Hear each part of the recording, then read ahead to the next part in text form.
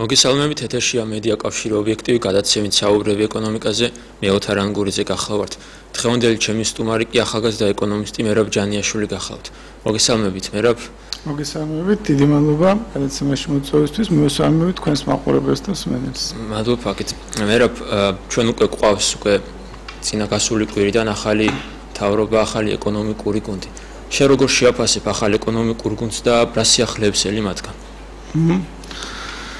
პირველ რიგში აღნიშნავ, რომ მართალია ჯერჯერობით გაუკეთებიათ 5 დღის მოსულია თუ რამდენიმე დღის მოსულია ახალი მთავრობა, მაგრამ იმეჩნია, რომ ძველ ეკონომიკურ გუნდზე ბევრად, ასე ვთქვათ, უკეთესი გუნდი ყავს დღესდღეობით და ეს ის ხალხია, ვინც წლების მანძილზე აფიქსირებდნენ სხვადასხვა ხარვეზებს, რაც საქართველოს ეკონომიკაში იყო, თქვათ, თუნდაც ფინანსთა სამინისტროში იყო სხვადასხვა ფისკალური პოლიტიკის შემუშავებაში თუ ასე შემდეგ ფიქსირდებოდა ჩვენ ქვეყანაში და ამ ადამიანებმა საკმაოდ კარგად იციან ის პრობლემები, რაც დღესდღეობით საქართველოს ეკონომიკას აწუხებს და მეტნაკლებად ალბათ ყველაზე ასე ვთქვათ ნაკლებად ცნობადი სახე არის ეკონომიკის მინისტრი, რაც შეეხება ფინანსთა მინისტრს და იგივე რეგიონალური განვითარების მინისტრს, ალბათ ყველასთვის ცნობილი სახეები იყვნენ იგივე ნოდარ ხადური და დავით ნარმანია და იმედი მაქვს, რომ ეს ხალხი სწორედ იმ ხარვეზებს გამოასწორებდნენ, რასაც ისინი აქამდე ასე ვთქვათ აკრიტიკებდნენ წინა მთავრობის პერიოდში და იმედი მაქვს, ჩვენ აღარ გვექნება ისეთი დახურული ბიუჯეტი, ვთქვათ, როგორიც წინა მთავრობის დროს ჰქონდა, აღარ გვექნება ბიუჯეტში, ვთქვათ, სხვა ხარჯებზე 1 მილიარდი და მეტი თანხები გაწელილი, როგორც ასე ვთქვათ, მაშინდელი ხელისუფლება აცხადებდა, რომ ეს იყო ასე ვთქვათ, წინა გაუთვალისწინებელი ხარჯები, მაგრამ სამწუხაროდ იმდენად დიდი იყო ეს, რომ გაუგებარი იყო უბრალოდ ადამიანებისთვის და ამ ეკონომიკური გუნდისგან პირველ რიგში ველოდები ძალიან სწრაფ და შედეგზე ორიენტირებულ ნაბიჯებს, რაც დღესდღეობით ჩვენს ეკონომიკას სჭირდება. იმიტომ რომ თუ არ იქნა ძალიან სწრაფი და ქმედითი ნაბიჯები გადადგმული, ჩვენ ძალიან გაგვიჭირდება იმ მდგომარეობიდან გამოსვლა, რაშიც ახლა ვართ. თუმცა ისიც უნდა აღინიშნოს, რომ თუნდაც წინა ხელისუფლების შეცვლის შემდგომ იმედი მაქვს, რომ ხელისუფლების პირობებში ასე ვთქვათ, წნეხი მოიხსნება ეკონომიკაზე და იგივე ბიზნესზე და ის ჩარევები ეკონომიკაში რაც ხდებოდა წინა ეკონომიკური გუნდის პირობებში, ეს აღარ იქნება, რაც თავისთავად უკვე ბიძგს მიცემს ეკონომიკას განვითარებისკენ. ჩვენ ვნახეთ თუნდაც რამდენიმე ბიზნესმენი, როდესაც იგივე პრემიერ-მინისტრთან ვიზინეირისთან შეხვედრის დროს აცხადებდნენ, რომ მათ თქვათ არაკანონიერად უწევდათ თანხების გადახდა, ზოგს სხვადასხვა სახის ხელოვნურ პრობლემებს უქმნიდნენ წინა ხელისუფლების პირობებში. თუნდაც ეს ხარვეზები რომ მოიხსნას, ხო, ბიზნესს არ ჭირდება და თქვათ ეკონომიკას რაღაც განსაკუთრებული სტიმულების მიცემა, თავარია ხელისუფლება არ ჩაერიოს ამ ბიზნესის ასე ვთქვათ საქმესებში და უფრო თავისუფლად ბიზნესის კეთების საშუალება მიცეს. რაც თავისთავად სტიმულს მისცემს ჩვენს ეკონომიკას და განვითარებას. ნუ რაც შეეხება სხვადასხვა ასე ვთქვათ საკითხებს, როგორც არის ანტიმონოპოლიური და ასე შემდეგ, რა თქმა უნდა, იქ არ გულისხმობ, რომ ხელისუფლება არ უნდა ჩაერიოს, იმიტომ რომ წინა ხელისუფლებამ ისეთი ცუდი ასე ვთქვათ მდგომარეობა დატოვა ეს ეკონომიკაში, რომ ფაქტობრივად ყველა ძალიან ბევრი სექტორი ბიზნესის არ მონოპოლიზებული. შესაბამისად, მიმაჩნია, რომ ამ ხელისუფლების ერთ-ერთი მთავარი მიზანი და საზრუნავი იქნება თქვათ ეკონომიკაში გარკვეული თუნდაც მცირე ჩარევები, სადაც კონკურენცია არ არსებობს იმ სფეროებში, მაგალითად ძალიან ბევრი სფეროა ასეთი, თითქმის ყველგან ასე ვთქვათ, გარკვეული შეთანხმებების ხარჯზე დგინდებოდა ფასები და ასე შემდეგ და ნაწილდებოდა ბაზრის წილები. იმედი მაქვს, რომ ეს ხელისუფლება პირველ რიგში არ ჩაერევა ბიზნესში, მოდი ესე ვთქვათ და რაღაცა ხელისუფლების ჩინოვნიკები არ დაადგენენ ამა თუ იმ ბაზარზე პროდუქციის ფასს და მეორე რაც შეეხება იქნებიან წინა ხელისუფლებაზე ბევრად გამჭირვალეები, იმიტომ რომ ჩვენ საშუალება გქონდეს, თქვათ, შევაფასოთ მათი საქმიანობა. მსმენელი ყავს, მერაბ ეთერში შემოვიყვანოთ, გისმენთ? ბატონო. ლაპარაკია ეკონომიკაზე. დიახ. ჩვენ ახლა რა თქმა უნდა ახალი ხელისუფლება ხელისუფლება ეკონომიკას ერთ-ერთი და ერთ-ერთი უსე ვერ აღორძინებს, მაგრამ რაც არის, როგორც თქვენ საუბარი გამოსწიოდა და იყო ლაპარაკი, ეს უნდა გამოვიყენოთ. ეხლა თქვენ როგორ მიგაცნიათ, რამდენს მათი როდესაც ქვეყანა არის სივრცილების ღურზე, ამ დროს მინისტრი ღებულობს 100.000, სერკატი ღებულობს 100.000 ლარს, ასევე დეპუტატები ძალიან დიდ ხელფასებს იღებენ 4.500. რუსულად სამართლიანია, ეს სოციალური უსამართლობაა, ჩემი აზრით ეს უნდა გათანხმდეს. თუ ეს არ გათანხმდა რა, ამ ხელისუფლება პირველში ამას საუბრობს ხალხი ითოდეს ეს ყველა.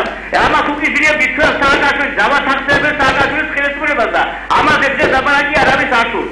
ამაზე უნდა ჩვენ გარკვეული იმართულება უნდა ავიღოთ. მადლობა.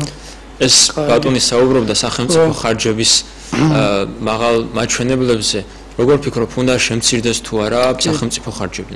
აუცილებლად ვეთანხმებით სრულიად ჩვენს მეინერს და როდესაც საუბრობენ უკვე ყოფილი გუნდის წარმომადგენლები, თუნდაც ნაციონალური მოძრაობის პარლამენტარები და რაღაცა თქვათ ეკონომიკურ გათვლებს აკეთებენ, იქ ნახე რომ ზოგიერთმა ხელისუფლების ექსპერტმა კალკულატორზე დათვალა, რომ თურმე ქართული ოცნების დაპირებების შესრულება შეუძლებელია და ბიუჯეტი ისეა გადანაწილებული, რომ ვერაფერს თანხა ვერ მოაკლდება, ხო?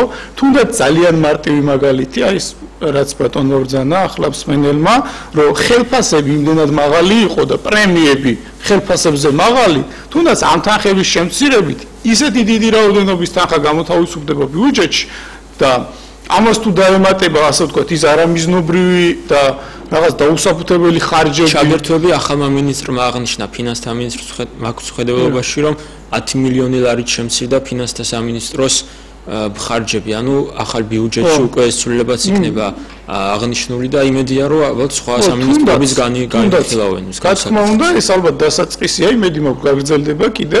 ამას დავამატოთ ის არამიზნობრივი ხარჯები, სწორედ ახალი ფინანსთა მინისტრი საუბრობდა, რომ თურმე ცენტრალური ბიუჯეტი ანაკლიაში რაღაცა კაფის აშენებაში 2 მილიონი გადაიხადა და ასე შემდეგ, ასეთი უამრავი არამიზნობრივი ხარჯი იყო.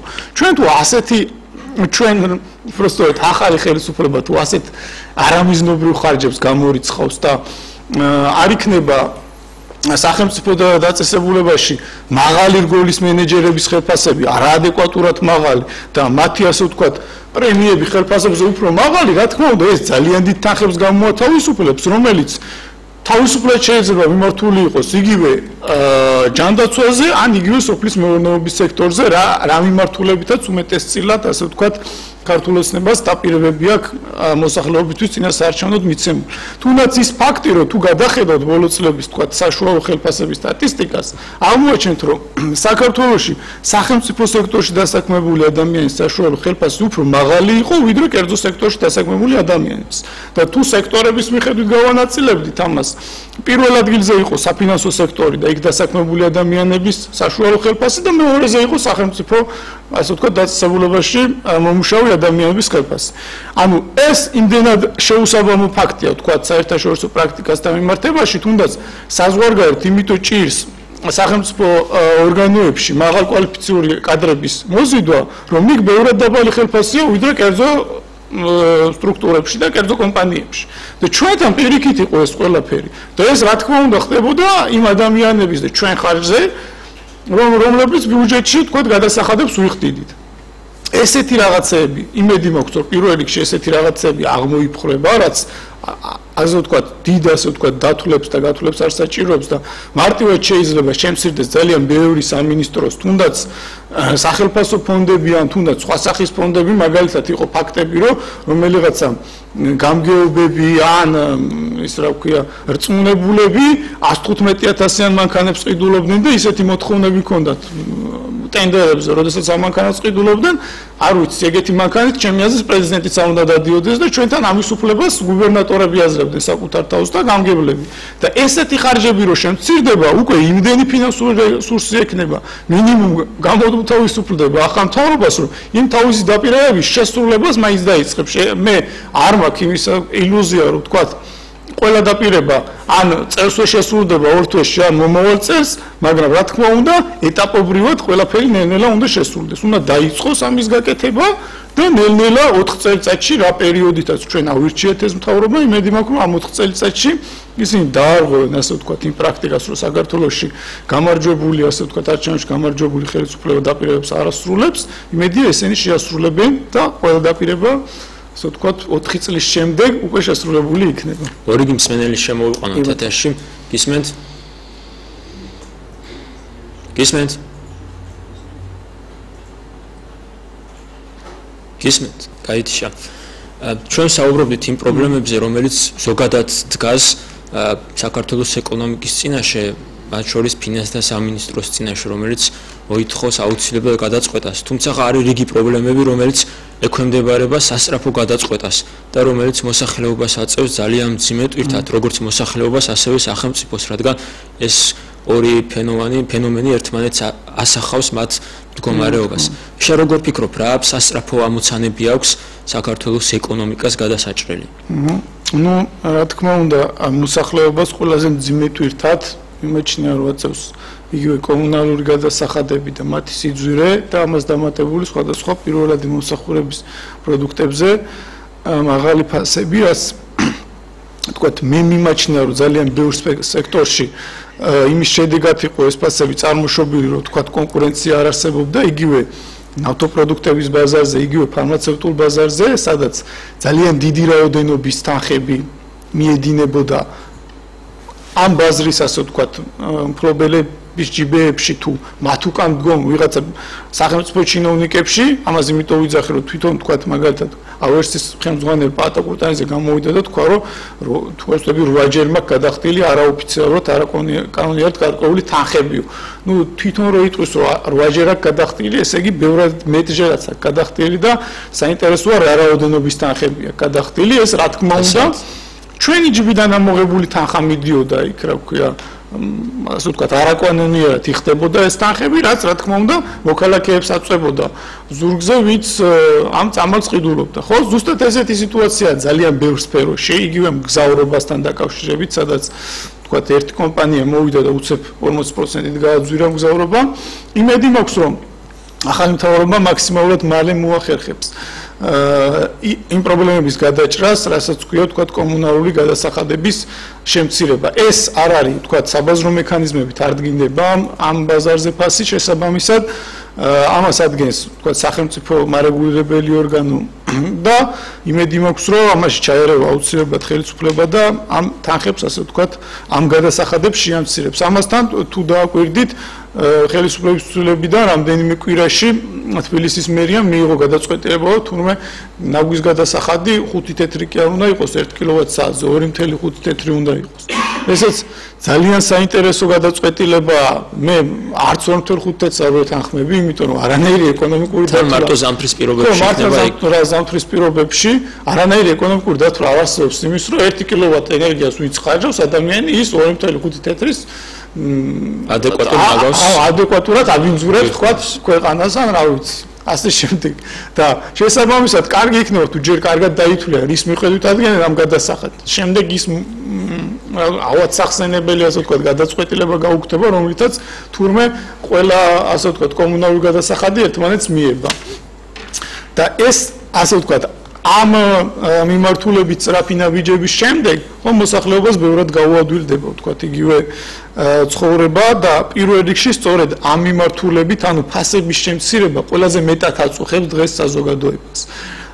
თუ ეს მოხდება, შესაბამისად, ვთქვათ, მოსახლეობა უფრო მომთმენი გახდება და ახალ მთავრობას უფრო მეტ დროს მიცემს იმისთვის, რომ მისი დაპირებები და, ვთქვათ, სხვადასხვა რეფორმები განახორციელოს. თუ არ მოხდა არანაირი, ვთქვათ, ფასების შემცირება, რაც ერთ-ერთი დაპირება იყო ახალი ხელისუფლების, ქართული ოცნების, ადამიანებში ძალიან მალე გაჩნდება უარყოფითი დამოკიდებულება ამ ხელისუფლების მიმართ. რა თქმა უნდა, ჩვენ დღეიდან უკვე კრიტიკულები უნდა ვიყოთ მათ მიმართ, მაგრამ ზომიერად და თუ არ მოხდება, ასე ვთქვათ, ამ მიმართულებით მალევე ნაბიჯების გადადგმა, ძალიან უარყოფით დამოკიდებულებას მივიღებთ მათ მიმართ, მაგრამ მე იმედი მაქვს, რომ ეს გუნდი, რომელიც მოვიდა, ეკონომიკური გუნდი, და იგივე თქვა პარლამენტში არსებული ეკონომიკური ბლოკის კომიტეტის თავმჯდომარეები მოახერხებენ ამ მიმართულებით ნაბიჯების გადადგმას. მსმენელი ყავს ეთერში, შემოვიყვანოთ, გისმენთ? მოგესალმებით. მოგესალმებით. მაქსიმум ეს ტარიფების შესახებ ვაპარაკობთ დაკლებაზე და აი ამ უმუშევრობას რა უნდა ვუყოთ.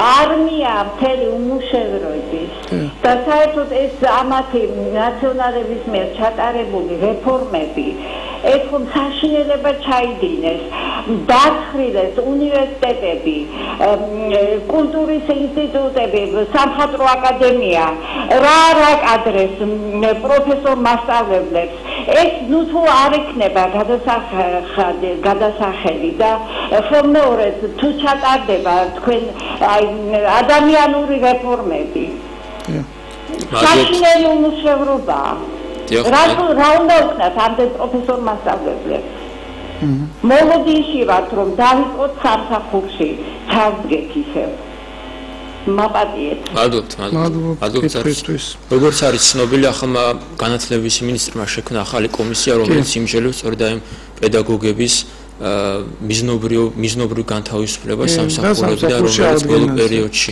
განათავისუფლეს. ნუ რა თქმა უნდა ჩვენი ქვეყნის ერთ-ერთი მწვავე პრობლემა სწორედ უმუშევრობაა და თუ დააკვირდებოდით ბოლო წლებში სოციოლოგიური გამოკითხვები რაც ტარდებოდა თუ თქვათ რამდენიმე ათეული წლის მანძილზე ჩვენ ქვეყანაში ყველაზე მწვავე პრობლემა თითოლებოდა ტერიტორიული მთლიანობის აღდგენა ბოლო წლებში, ბოლო 2 წელიწადში ამ ასე ვთქვათ პრობლემას წინ გადაუსწრო უმუშევრობა და ქვეყანაში არსებულმა მაღალ ფასებმა. ანუ იმდენად მწვავე გახდა ეს პრობლემა და იმდენად შეაწუხა ადამიანები ამ პრობლემამ, რომ მათ უკვე ასე ვთქვათ მეორე პლანზე გადაწიეს ქვეყნის ვთქვათ ერთიანობის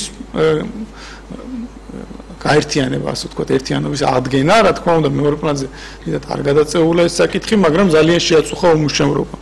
და იმედი მაქვს, რომ რა თქმა უნდა, ეს ერთ-ერთი მწვავე მიმართულება ახალი ხელისუფლებისთვის და საკმაოდ სერიოზული გამოწვევაა თუ როგორ გადაჭრიან ამ მიმართულებას და ამ პრობლემას, იმიტომ რომ მოგეხსენებათ, უმუშევრობა არის ვთქვათ ერთ-ერთი ფაქტორი იმისა, თუ იმის შესაძლებლად თუ როგორ ვითარდება ეკონომიკა. თუნდაც თუ გადავხედავთ 2003-2007 წლების სტატისტიკას უმუშევრობის, ეკონომიკა იზრდებოდა, მაგრამ უმუშევრობაც იზრდებოდა. ანუ ხდებოდა ისე, რომ ეკონომიკური, ფინანსური რაღაცა რესურსები და ფინანსური დოვლათი იზრდებოდა გარკვეული ჯგუფის ხელში და გარკვეული ჯგუფის ეზრდებოდა ასე ვთქვათ ფინანსური შესაძლებლობები, მაგრამ მასიურად ადამიანები ბევრი სამსახურს კარგავდნენ და უმეტესობის ეკონომიკური მდგომარეობა უარესდებოდა.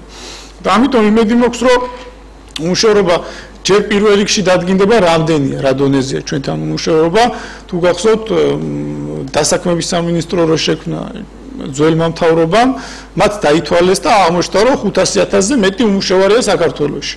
და ამის პარალელურად სტატისტიკის დეპარტამენტი აცხადებდა რომ 324 თუ 25,000 უმუშევარია საქართველოში. ანუ ფაქტი იყო რომ ორი სახელმწიფო უწყება ერთმანეთს ეწინააღმდეგებოდა ციფრების დადებაში და ჩვენ შეთანხმებულები არ იყვნენ რამე თქო არ ვიცი ახლა შეთანხმებული არ იყვნენ თუ რა რომელი ტყუოდა ეგ ალბათ ახალი მთავრობა გაარკვევს და თუ ორივე ტყუოდა ეს დადგინდება პირველ რიგში უნდა გაიგო რამდენია უმუშევარი და შემდეგ იმედი მაქვს რომ ვინ ითვლება უმუშევრად და ვინ ითვლება უმუშევრად რა თქმა უნდა თუნდაც ის ფაქტი რომ ბიზნესზე წნეხი მოიხსნება და ბაზრებზე კონკურენცია აღდგება მე იმედი მაქვს რომ ბიზნესში გამოფხიზლება და გამოცოცხლება იქნება რაც თქვათ უფრო მეტ ბიზნესებს გააჩენს რაც თავისთავად მეტ სამუშაო ადგილებს შექმნის და ამიტომ ძალიან დიდი იმედი მაქვს რომ ეს ასე ვთქვათ ახალი მთავრობის პირობებში მოხდება იმედია ეს იმედები არც მე და არც ვთქვათ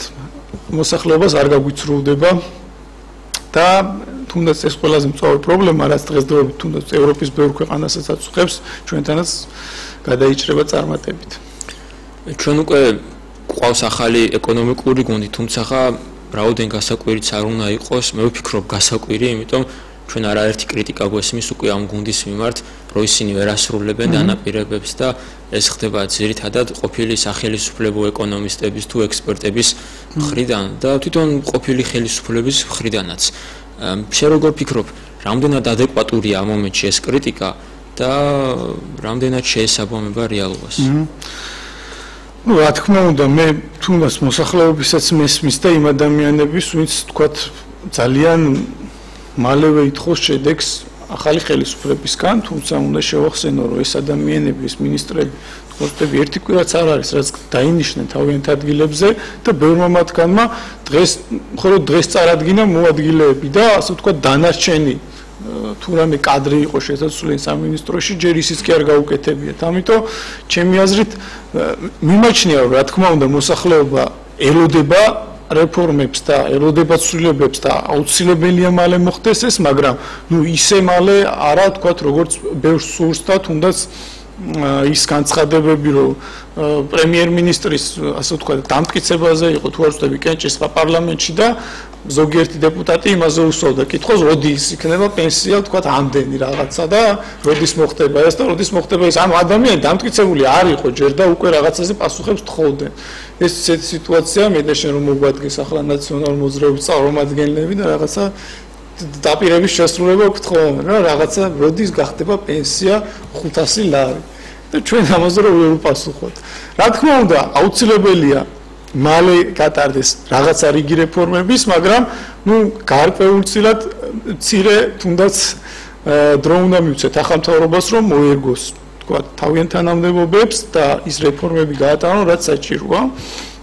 იმედი მაქვს არ დაიზარებენ ასე ვთქვათ პირველ თვეებში განსაკუთრებით მუშაობას, როცა ძალიან ბევრი რამეა შესაძლებელი და ძალიან ბევრი ვთქვათ თუნდაც კანონია შესაძლებელი, თუნდაც გარკვეული მიმართულებით რეფორმაა გასატარებელი, რაც თავისთავად შემდეგ შედეგს მოსახლეობასაც დაანახებს და ის განცხადებები ვთქვათ წინა ხელისუფლების წარმომადგენლებისგან ან თუნდაც იმ ჟურნალისტებისგან რომლებიც აქამდე ასე ვთქვათ ძალიან თბილად უდგებოდნენ ხოლმე ეკონომიკურ წინა მთავრობის ეკონომიკურ გუნდს, ჩემი აზრით უბრალოდ მიუღებელია ვთქვათ მთავრობა რომელმაც 9 წელიწადში ვერ მოახდინა რაღაცა დაპირების შესრულება არ უნდა მოთხოვოს ახალ მთავრობას 9 დღეში ამ რაღაც დაპირების შესრულება, ხო?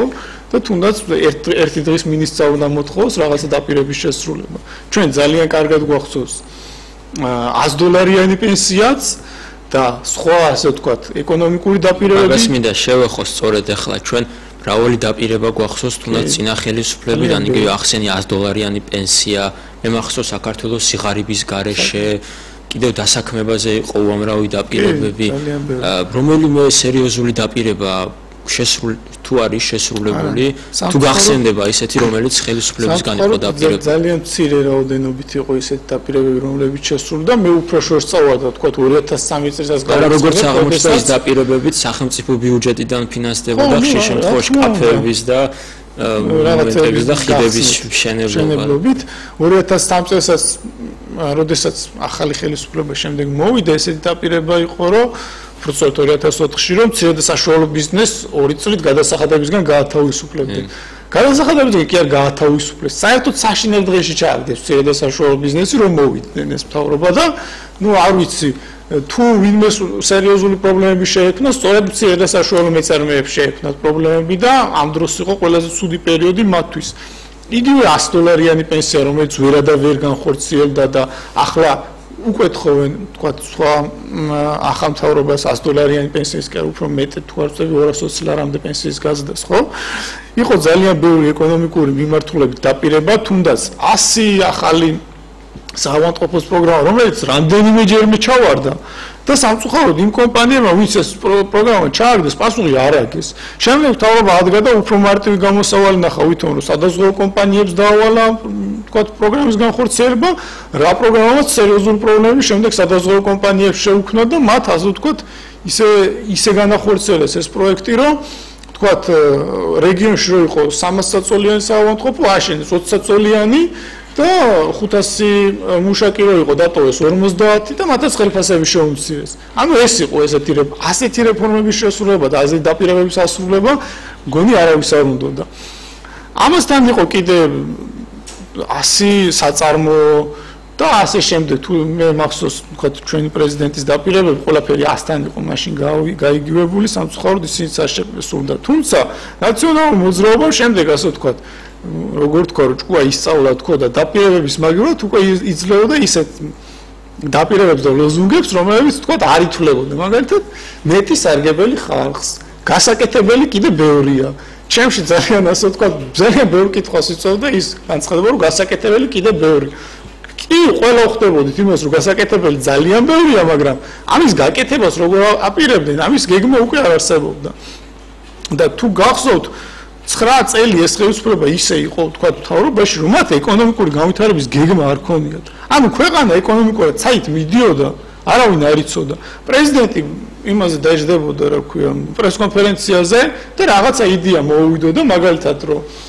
ქობულეთში შეიქმნას ტურისტული ინდუსტრიული ზონა და კომპანიები არ უნდა დაიბეგრონ რაღაცა გადასახადები და მას ამის უფლება არ ქონდა კანონიერი ანუ კანონით ეს იყო პარლამენტის პრიორიტეტი მაგრამ ჯერ პრეზიდენტი იძახდა რომ უნდა შეიქმნას და შემდეგ პარლამენტი ეგრეთ წოდებოდა აპრავებდა ამ დაპირებებს და განცხადებებს ანუ გეგმა არ იყო ეკონომიკის განვითარების და იმედი მაქვს რომ ეს ხელისუფლება დაარღვევს ამ ტრადიციას და ეკონომიკური განვითარების პლატფორმას მე ნანახი მაქვს ასე ვთქვათ ქართული ოცნების წინასაარჩევნო ეკონომიკური გეგმა და ამას მედია შემდეგ ხელისუფლებაში ყოფი ხალხიც ასახავენ ასე ვთქვათ და გვეცოდინება რომ ჩვენი ეკონომიკა საით მიდის ერთი პერიოდი თუ გახსოვთ სინგაპურისკენ მივდიოდით შემდეგ შვეიცარია და სინგაპურისკენ ერთად მივდიოდით შემდეგ არ ვიცი ტურიზმზე გადავიხარეთ და რის მიხედვით იცვლებოდა ჩვენი ეკონომიკური პრიორიტეტები ხო არ ვიცი ალბათ პრეზიდენტის და მაღალჩინოსნების სურვილების და მიხედვით რაც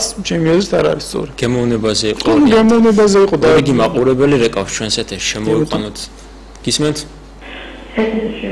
დიახ გისმენთ მოგესალმებით გისმენთ და პულისერად ბოლოიგვერდება ხალხო როგორ იყვით რომ ხალხი პენსიებს თხოვს და გაგაზიდებული პენსია, სასამართლო პენსია, გადასახადების ვერცხლი და ძველი დავალიანებები, გაზი გადაჭრილი, სინათლე გადაჭრილი, ჰაერი დღავს უკან.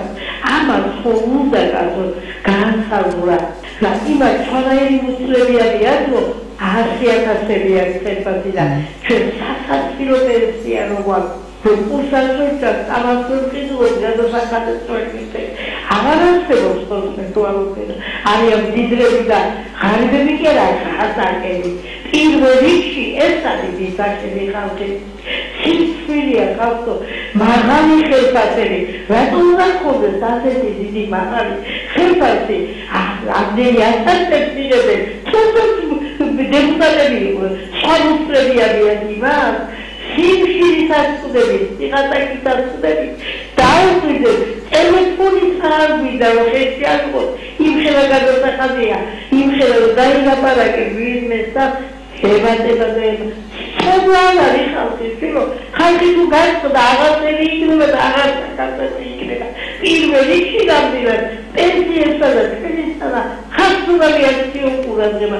რაღაცა სიხარიმენ გაგვარასულ არ არის განცდილება სიბერი გამწარებულები აბა გაიხედო ბაზარში წელიწად ისე გადის რომ 1 კილო ხორცველი ხიდის საგრაბიანი შემოსაზრდა დასი მის ფუტლებს გადაებენ ეგენ აისწორეთ რომ უნდა დაუსწიო იმას ხელფასები 1000 ლარი მის ეგება გადაუნაკოდეს 100,000-ები რაშია საქმე ამიტომ რომ პენსიონერები საჭიროა სიღატაკეა პენსიონერები და საჭიროა საკითხავს და აბა როგორ უნდა იცხოვროს დასა მე მაგალითად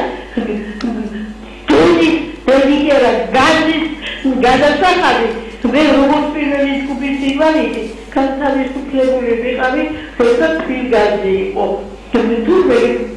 განათავისუფლეს როგორც პირველი ჯგუფის ინვალიდი უსინათლო გაუბედურება 9 აპრილს მომიწავრე დიაბეტი განიცდა და სიმამავე დედაერთო თუმცა ტრანსფერმა იყიდა მე და ტრანსფერმა რო იყიდა მე არ ვიცოდი მე აერთასატორი მოდიოდა ტრანსფერის ადრესიო ვიყავი განთავისუფლებული თუმცა შეუწყვეტია და ვიცოდი არ ვიცარი არ მომსვლია საათასიო დასტარდეს სამიტერიტორია მეუღლეს შეასწირეს განძილო გადაგიწეს შახას აი სწორედ მაგ ტარიფებზე ვსაუბრობთ ქალბატონო მადლობა გული მოგმის პენსიებაში ხალხო გულთან ვიწერო საუბარი მისერდა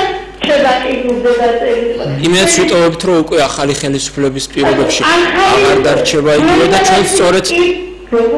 ჩვენ სწორედ მაგიტომ საუბრობთ რომ ეგ საუბრები აღარ დარჩეს საუბრებას და რაღაცა ქმედება მოყვეს და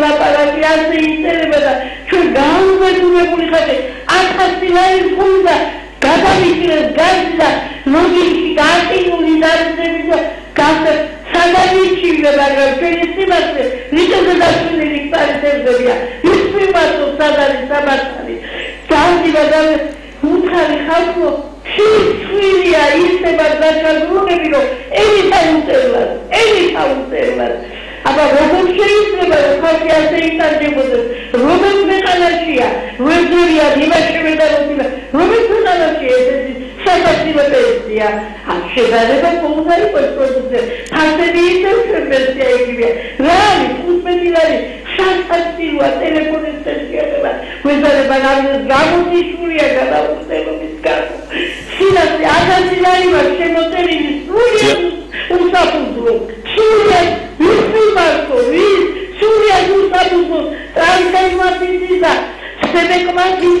დიახ, კი, გასაგებია ქალბატონო, ჩვენ სწორედ მაგაზე ვსაუბრობთ კომუნალურ თემებს როცა ვეხებოდით და რახან ჩვენი მსმენელი დაუბრუნდა სწორედ ამ თემას, მეც დაუბრუნდები ისევ ფასების თემას და აი ამ ფასების თვალსაზრისით მე რომ შეძლებს თუ არა ახალი ანტიმონოპოლიური სამსახურის შექმნით აი ამ პრობლემის გადაჭრის სრულყოფილებას, იგივე კანონმდებლობის თვალსაზრისით და იგივე ახალი სისტემის შექმნით. კი, უნდა შეძლოს. იმიტომ რომ სხვა გზა არ აქვს, თქვათ ამ ხელისუფლებას, რომ თქვათ სწორედ ის პრობლემები, რაც ამ ქალბატონმა დაასახელა, რომ იმდენად მცირეა დღესდღეობით პენსია, რომ ადამიანებს თვიდან თმევდე თავის გატანა ძალიან უჭირს. და თუნდაც მე სწორედ მივესალმები იმ გადაწყვეტილებას, რომ პენსია უნდა იყოს საარსებო მინიმუმის დონეზე და ვიღაცებმა ძალიან დაცინეს ამაზე, რომ თქვათ, იმ ჩვენი ბიუჯეტი არ ეყოფა და თუ თავდასხმას მოვაკლებთ 100 მილიონს იქ რაღაცა სამტანკს ვეღარ ვიყიდით რა მე პირადად არც მაინტერესებს ის თავდასხმა სულ არ გქონდეს ჯობია ვიდრე ადამიანები შიმშილით იხოცებოდნენ რა და ტანკები სულ არ მინდა როდესაც ომი მქონდა ეგ ნახე რაშიც გამომადგა ის ტანკები და მირჩევნია ჯერ მოსახლეობას მიხედონ და შემდეგ ვიფიქროთ თქვა რაღაცა 5 ტანკით მეტის ყიდვაზე და ასე შემდეგ რა იმიტომ რომ პირველ რიგში თქვა მოქალაქეა ქვეყნის ასე ვთქვათ მთავარი ამოსავალი წერტილი და შემდეგ უნდა იყოს იქ შინაგან საქმეთა სამინისტრო წესრიგის დამყარება და რაღაცა ვთქვათ სხვა მოთხოვნები არ მინდა რომ ვთქვათ 100,000 კაცი კარგად ცხოვრობდეს სიმშვიდეში და ვთქვათ სხვადასხვა სახელმწიფო თქვა სხვადასხვა სახელმწიფო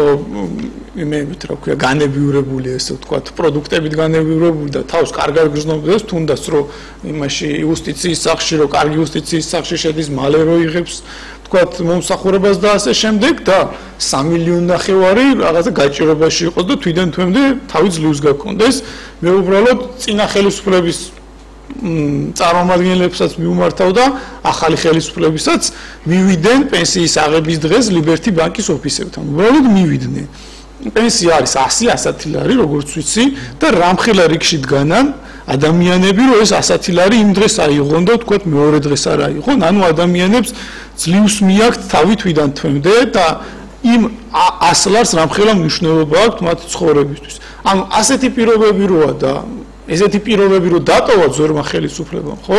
ძალიან კარგი იყო რომ მცირედით გულთან მაინც მიეტანა თუნდაც ეს პრობლემა და პრეზიდენტმა ვითომ გააკრიტიკა ლიბერტი ბანკი რომ აი რამხელა რიგებში აყენებს თურმე ხალხს ლიბერტი ბანკი პრეზიდენტმა ეს აღმოაჩინა 2012 წელს როცა რა ვიცი ბოლო თუ არ ვცდები 5-7 წელია ლიბერტი ბანკისა მარტო ლიბერტის აქ ეს მომსახურება გადაცემული, თქვათ, ექსკლუზიურად და რიგები დგას ყოველ ასე ვთქვათ პენსიის გაცემის დღეს. და პენსიის გაცემის დღეს კი არა, რამდენიმე დღე გრძელდება ხოლმე შემდეგ ეს რიგები, მომიცი ასე ვთქვათ, სხვა რაღაცა მომსახურების მისვლაზე, მომსახურების მისაღებად მისვლა და ძალიან დიდ რიგში იდგენ ხალხი. და ამიტომ მიმაჩნია, რომ ძალიან სწორია პენსიის საარსებო მინიმუმთან გათანაბრება და პირველ რიგში ამაზე უნდა იზრუნოს სახალხო მთავრობა. რა თქმა უნდა, ის საარსებო მინიმუმი, რაც დღეს დათვლილია, აბსოლუტურად აბსურდია და არ მჯერა მე რომ სტატისტიკის დეპარტამენტმა სწორედ დათვალა საარსებო მინიმუმი, იმიტომ რომ წლების მანძილზე ასე ვთქვათ, ხან პროდუქტებს იღებდნენ საარსებო მინიმუმიდან რომ ის იღება შემცირებოდა, ხან კიდე ასე ვთქვათ, გარკვეული პროდუქტების კალორიულობას ამცირებდნენ და ამის მიხედვით, ანუ მოდი ესე ვთქვათ, იმ საკვებს რაც საჭიროა ვთქვათ, ერთი ჯანსაღი მამაკაცის ერთი თვის მანძილზე და ვთქვათ, სხვადასხვა პროდუქტების რაოდენობას ამცირებდნენ, რითაც ვთქვათ, ამცირებდნენ თვითონ საარსებო მინიმუმს და სწორედ პირველ რიგში ამ პრობლემას მიხედავს ახალი ხელისუფლება, ჯერ ერთი რომ დათვლის რამდენია საარსებო მინიმუმი და შემდეგ მასზე მიაბავს პენსიას. იმიტომ რომ შენ რომ ადამიანს აძლევ პენსიას საარსებო მინიმუმზე ნაკლებს, ანუ იმ ადამიანს წირავ სასიკვდილოდ, ხო? თუ თქვენ პენსიონერებს არ ყავთ შვილები ან ნათესავები, რომლებიც უნდა დაეხმარონ, ხო? აი რა უნდა გააკეთონ არ ვიცი ხო? ამ წარმოიდგინე, შენ ადგენ ხელისუფლება ხარ, ადგენ რომ ერთი ადამიანის არსებობისთვის არის საჭირო რაღაცა თანხა და იმის ნახევარსაც არ აძლევ პენსიას და გიკვირს რომ რაღაცა მოსახლეობას უჭირს.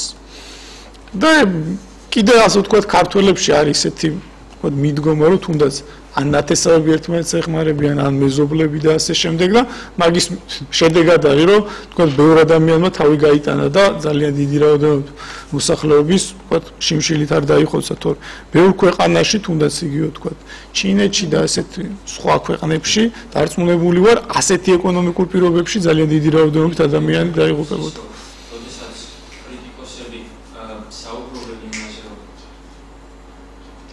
კიდევ მიკვირს ის რომ როდესაც კრიტიკოსები საუბრობენ იმ თემაზე რომ თქვათ ვერ შეძლებს ხელისუფლება ამ დანაპირების შესრულებას, ვერ შეძლებს საარსებო მინიმუმის გატოლებას პენსიას თუნდაც გადახედვის შემთხვევაში, მაშინ როდესაც პენსია იქნება იმის ადეკვატური, ახალი გადახედვით როგორც იქნება საარსებო მინიმუმი, მაშინ როდესაც თავისუფლად არის ვფიქრობ ეს შესაძლებელი, თუ სახელმწიფო ბიუჯეტიდან აღარ აშენდება 11 მილიონიანი ხიდები, რომელიც შემდეგ ქარსმია, რომელიც პირველი ხაზ დაბირვაზე ინგრევა. ერთ კვირაში პრაქტიკულად უარგისი ხდება.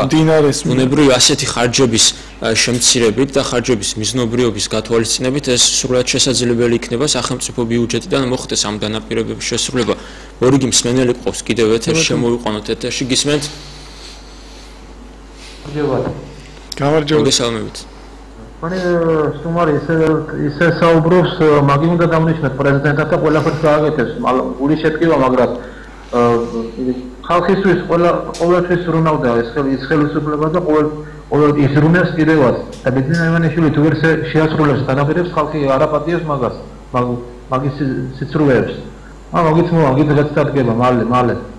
რომელი ხელისუფლება რომელი წინა ხელისუფლება ხალხი იყო ალბათ როგორც ჩანდა და არ მოусმინა იმ ადამიანს ვინც აქამდე დარეკა იმ პენსიონერს თუ ზრუნავდა ხელისუფლება იმ ადამიანზე რატოა ეს პენსიონერები ასე დღეში ჩაყრილი და 100 ლარი პენსია თუ ზრუნვა იყო ხო კი ბატონო ისე მაგაზე ისრუნოს იმ ხელისუფლებამ და ისე ასე ვთქვათ უარი თქვან პენსიაზე 220 ლარს რო დაუნიშნავს ხო იმედია დაუნიშნავს იმედი მაქვს და თუ არ დაუნიშნავს ამ ხელისუფლების პირველი კრიტიკოსი მე ვიქნები არ აიღონ ის 220 ლარი 100 ლარი აიღონ მარტო ორი გიმსვენელი შემოვიყვანოთ ეთერში გისმენთ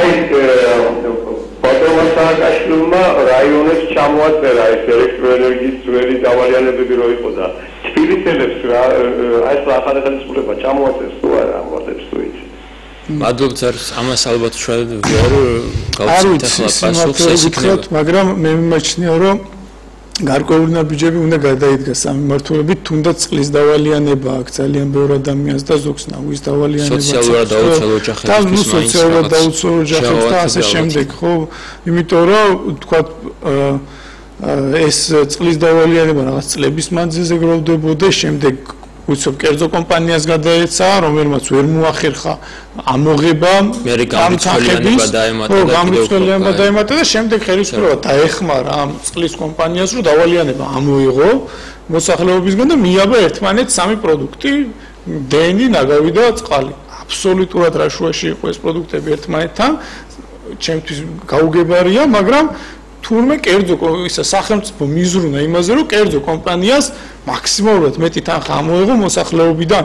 თუ ვინმე არ ლობირებდა იმ ფირმას, ჩემთვის უბრალოდ წარმოუდგენელია, რატო გადადგეს ეს ნაბიჯები წინა ხელისუფლების ასე ვთქვათ წარმომადგენლება და ის ადამიანი ძალიან რომ მიაჩნია რომ ძალიან რო ზრუნავდა სააკაშვილის მთავრობა ხალხზე, მაინტერესებს რატო გაიზარდა ვთქვათ სააკაშვილის პერიოდში იგივე დენის, წყლის და გაზის ტარიფები თუ არ ვწდები თითოეული მათგანი 50%-ზე მეტით არის გაზდილი. რაც რა თქმა უნდა ისო მოსახლეობის ჯიბიდან ამოდიოდა ეს თანხა. ავიცი ჩვენ რაზეც ვისაუბრეთ მთელი გადაცემის მანძილზე ეს ყველაფერი პრაქტიკულად უნდა აისახოს უკვე მომავალი წლის ბიუჯეტში გარკვეულწილად ნაწილი მაინც, რადგან ეს შეუძლებელია ყველა დანაპირები ერთ ბაშაც მოხდეს და ერთი ბიუჯეტმა მოიცვას, ერთი წლის ბიუჯეტმა ეს რა თქმა უნდა იქნება რამოდენიმე წელზე გაწერილი, თუმცა მომავალი წლიდან მაინც იწყება ამ ნაბიჯების გადადგმა და პრაქტიკულად სრული ცვლილება იქნება იმ ბიუჯეტის, რომელიც წინა ხელისუფლებამ წარადგინა სულ რაღაც რამოდენიმე თვის წინ, ან თუნდაც წინა წლის ბიუჯეტის ამ წლის ბიუჯეტი რო შევადაროთ მომავალი წლის ბიუჯეტს პრაქტიკული ცვლილება იქნება. შენ მაინც რას ფიქრობ, რა მნიშვნელოვანი ცვლილებები იქნება მომავალი წლის ბიუჯეტში გათვალისწინებული? ნუ რა თქმა უნდა, პრიორიტეტები შეიცვლება ახალი ხელისუფლების პირობებში. მართალია წინა ხელისუფლების დაპირებებიც ასე ვთქვათ თითქმის იგივე მიმართულებით იყო, მაგრამ ბიუჯეტი აბსოლუტურად განსხვავებული იყო და თუნდაც წინა ხელისუფლების დაპირებებიც არ ისახებოდა ამ ბიუჯეტში და ამ ხელისუფლების პირობებში შეიცვლება პრიორიტეტები, თუნდაც ჯანდაცვა, იგივე და სოფლის მეურნეობა, როგორც ქართული ოცნების წინასაარჩევნო დაპირებებიდან ჩანს პრიორიტეტული გახდება ჩვენი მოსახლეობისთვის და იმედი მაქვს მე პირადად როგორც ეკონომისტს, რომ ფინანსთა სამინისტროში პირველ რიგში ბიუჯეტში გამოსწორდება კი არა დაინერგება ის პრაქტიკა, რომ ბიუჯეტი უნდა იყოს გამჭირვალე. და ბიუჯეტში ასე ვთქვათ მარტო იმას არ უნდა ვკითხულობდეთ ჩვენ, რომ თურმე წელს განათლებაზე იხარჯება რაღაცა 615 მილიონი, მაგრამ იქ რაში იხარჯება ეს 615 მილიონი?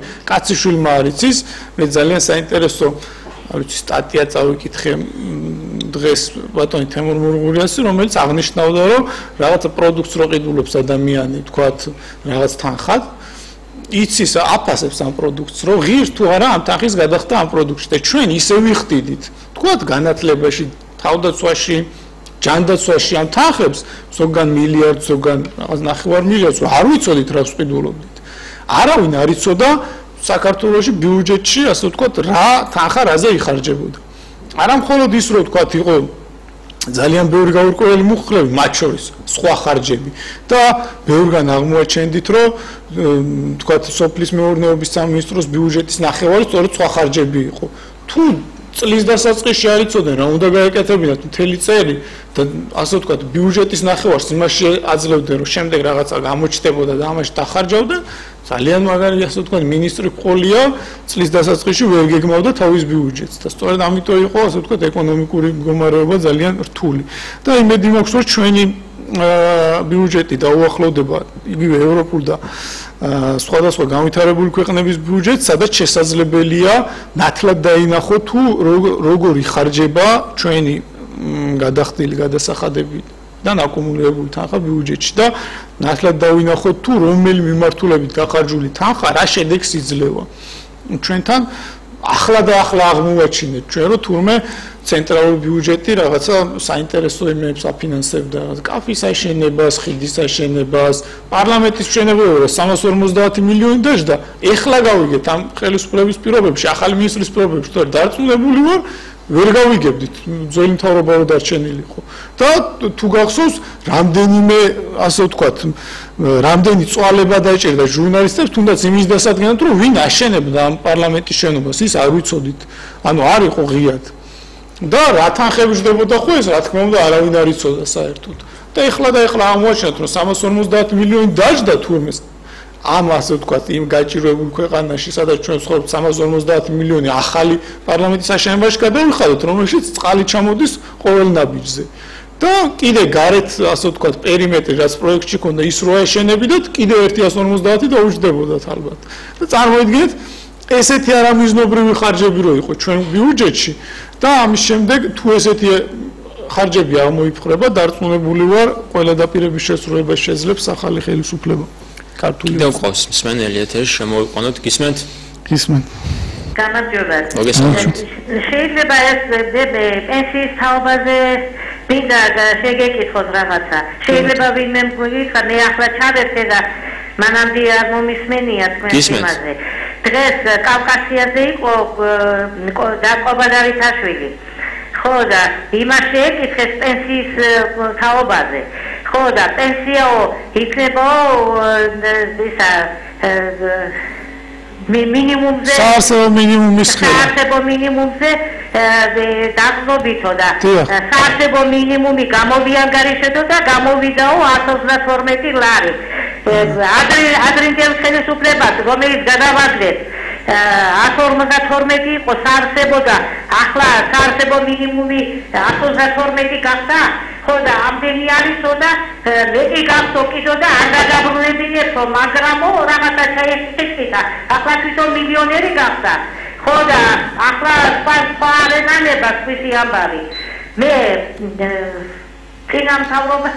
სინამთავრობა ჭირვის მეზარება მაგრამ ასეთი არ უნდა ერქვა დავითათვის მანამდე თავი კლავდა ყველაფერზე და მადლობთ ზარისთვის მადლობთ კარბატონო ეს ჩვენ ერთი ვიცით რომ უნდა გადაიხედოს საარსებო მინიმუმის სკალათა ეს იქნება 152 130 თუ 200 ეს გადახედვის შემდეგ გვეცოდინება და შემდეგ ისიც გვეცოდინება პარალელურად როგორ მოხდება საპენსიო ზრდა პენსიის ზრდა და შემდეგ რა ეტაპებით მოხდება ეს ამიტომ ჩვენ ახლა ვერ გაგცემთ აქედან პასუხს თუ რის გამო მოხდა ეს ყველაფერი ანუ რა თქვა გობა დავითაშვილმა არ მისმენია მაგრამ იმედი მაქვს ის არ თქვა რომ საარსებო მინიმუმი იმაზე დაბალია ვიდრე ეს ხელისუფლება ითვლიდა მაგის იმედს ვიტოვებ და იმიტომ რომ ну ახლა 152 ლარი იყო თუ 155 ლარი იმაზე ის არ ყოფნიდა ადამიანებს სასაცილოდ რომ საარსებო მინიმუმი ეს არ არის ანუ რეალურად თუ იმაზე ნაკლები დათვალეს არ ვიცი მაშინ ამ ხელისუფლების კრიტიკა იმ დღეს უნდა დავიწყოთ იმიტომ რომ მე ველოდები მართლა ველოდები რომ საარსებო მინიმუმს რეალურად დათვლიან და შემდეგ ამ პენსიებს გაუზრდიან ამ ადამიანებს იმ საარსებო მინიმუმამდე შეიძლება ერთ დღეს და ერთ თვეში არ მოხდეს თქვა ან ნახტომისები არ მოხდეს 100 ლარიდან თუნდაც 200-მდე უფრო მაღლა გაზრდა მაგრამ პერიოდულად უნდა მოხდეს თქვა 20 ლარით 10 ლარით ნელ-ნელა ეტაპობრივად უნდა მოხდეს ეს მსმენელი ყავს კიდევ ეთერში გისმენთ გამარჯობათ. მოგესალმებით. ალო. გისმენთ. გამარჯობათ. მოგესალმებით. გამარჯობათ. გამარჯობათ. ვერა მაინტერესებს ისე აი ზეობი ეფემერულ ეკავს პენსიონერები და იმ თანხას თოულობენო გამიზარდოს პენსიო. ალო, გესმით? დიახ, გისმენთ. ხო და ის ტელეფონის გადასახადი ხო აქვს იმდენი და ამბეს რომ ლაპარაკობენ იმ თანხას ხო იხდიან იმ ტელეფონის გადასახადში და არ ჯობია დაზოგონ და ნაკლები ლაპარაკონ და მხარი დაუჭირო ხალხი მადლობთ. იმედი მაქვს მაგრამ რა ქნეს ადამიანებს რომ ამასაც რაღაცა პრობლემა აწუხებს და თუნდა რომ გამოხატოს ეს თავისი პრობლემა ხო რა თქმა უნდა ამის უფლებას ჩვენ ვერ შევზღუდავთ ვერავის და ის ადამიანებიც იმედს იტოვებენ რომ ვიღაცა მოусმენს თქვა ამ ადამიანების ხმას და ჩვენც იმედს ვიტოვებთ რომ ახალი ხელისუფლების ყურამდე მიაღწევს თუ უკვე არ იციან ეს პრობლემების შესახებ იმედი აქვს რომ იციან ძალიან აქტიურობს დღეს ჩვენი მსმენელი კიდევ ყავს მორიგი მაყურებელი გისმენთ ალო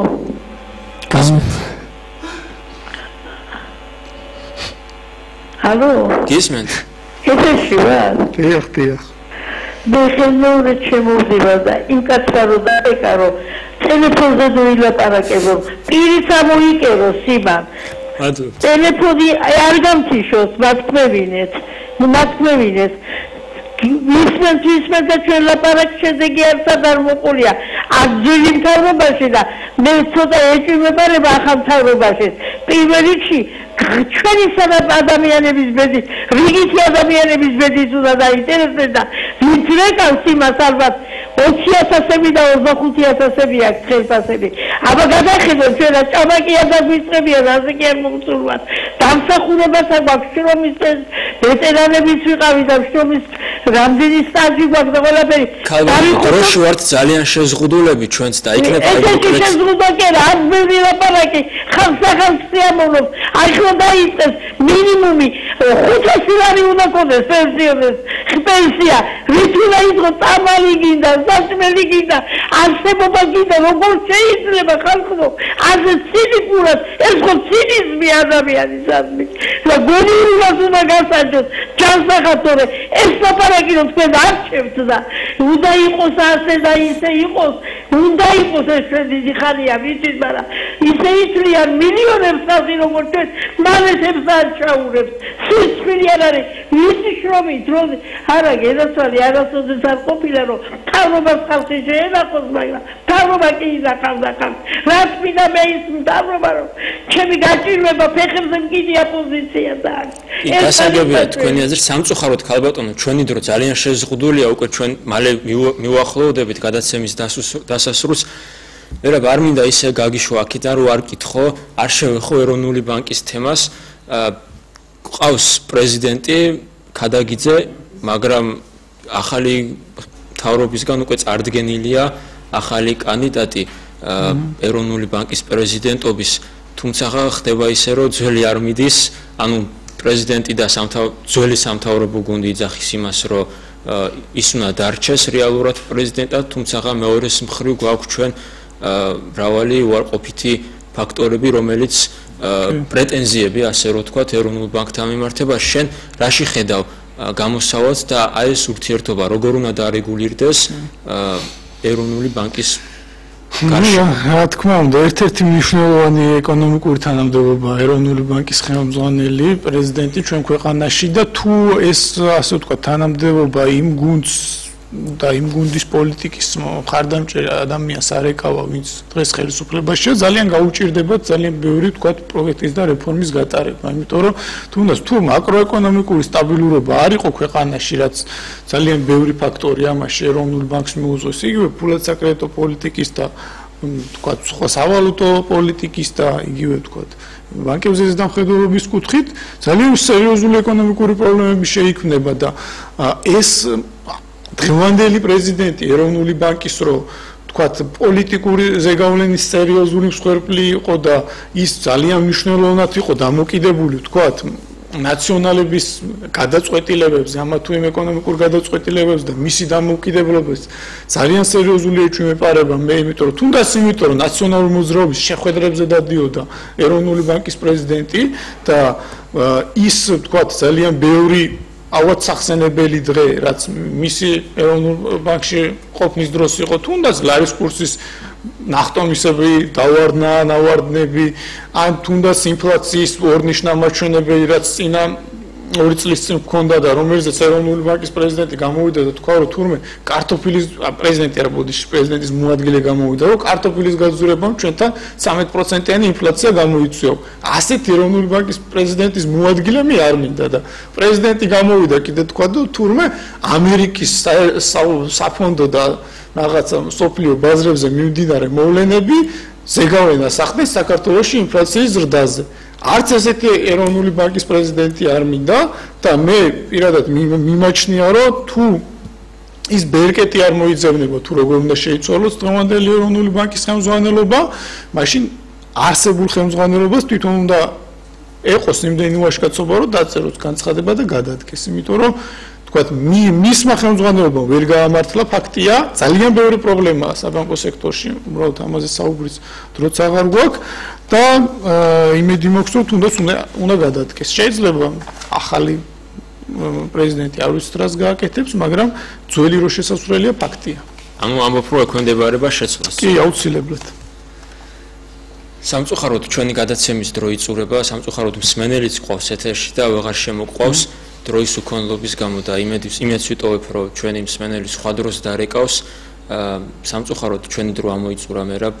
მადლობას მოგიხდი ჩვენთან მოგზაურობისთვის. მე იმედი მაქვს, რომ ჩვენ კიდევ შევხვდებით სხვა დროს და უკვე შევაჯამებთ ახალ ბიუჯეტს, ან თუნდაც იმ დაპირებებს, რომელსაც უკვე ახალი ხელისუფლება გვაძლევს და აძლევს საქართველოს მოსახლეობას და ჩვენ იმედს ვიტოვებთ, რომ მაინც ყველაფერი კარგად იქნება და გამოსწორდება ის პრობლემები, რაც დღეს არსებობს და არსებობდა აქამდე. მე კი გემშვიდობებით მომავალ 4 შაბათამდე. კარგად ბრძანდება.